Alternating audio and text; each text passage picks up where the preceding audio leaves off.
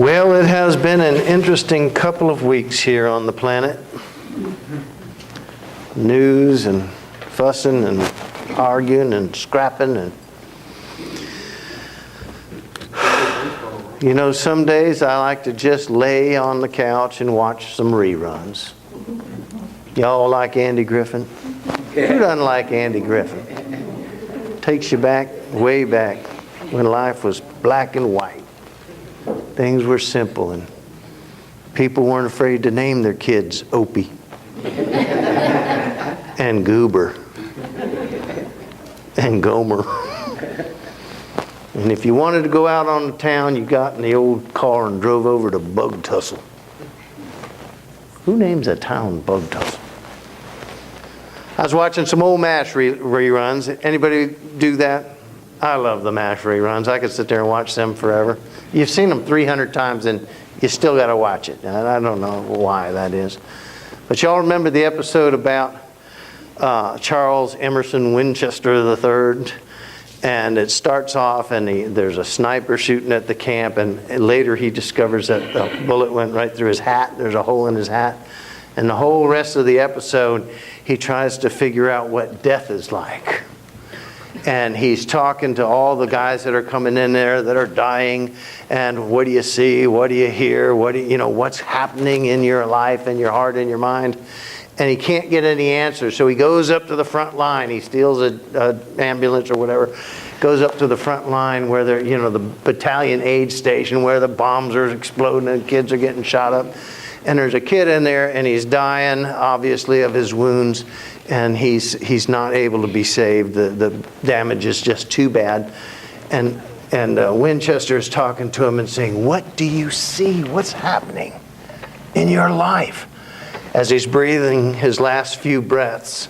And you remember what he said? The kid that was dying?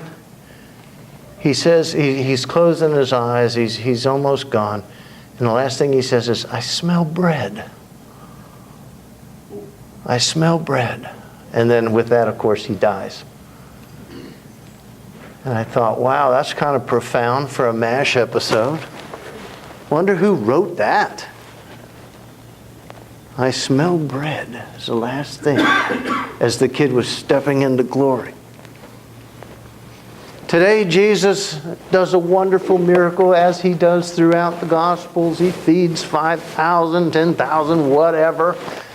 And he sensed that the people wanted to make him king because he gave them groceries.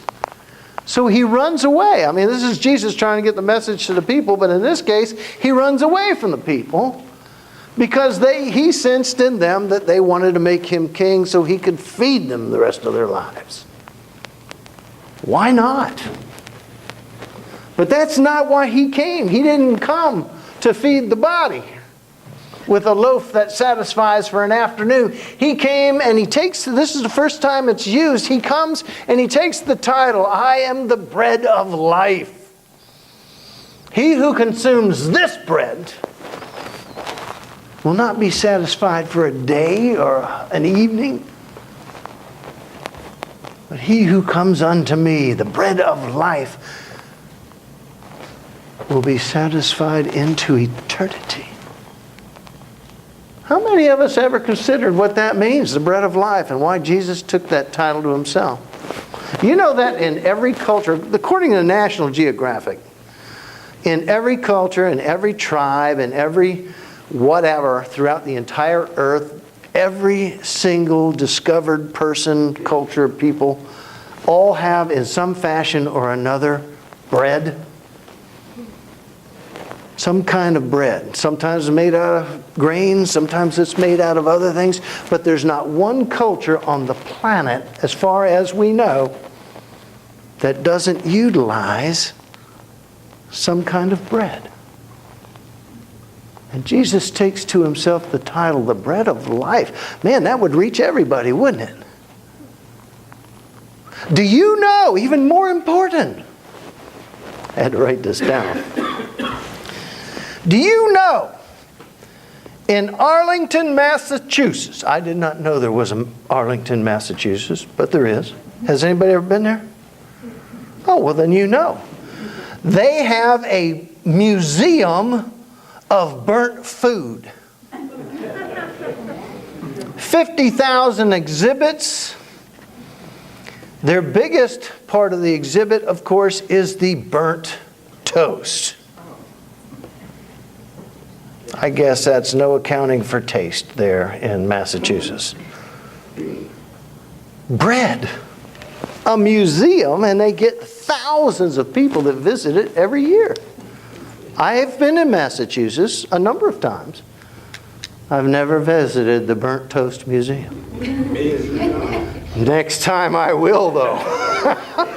I'm going to look at some burnt toast.